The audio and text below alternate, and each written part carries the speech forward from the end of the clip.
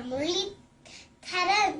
நான் உங்கள் முன்னிலையில் பேச எடுத்துக்கொண்ட விடயம் எனது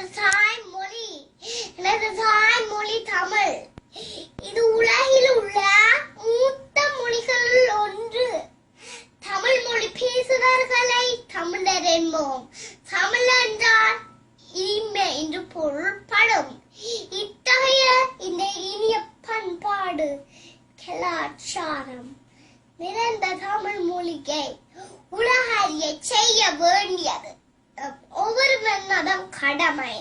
இந்த புலம்பெயர் பூமியில் பல கலாச்சாரங்களை பேணும் மக்கள் மத்தியில் வாழும் நாங்கள் நமது தமிழை கண் போல காக்க வேண்டும்.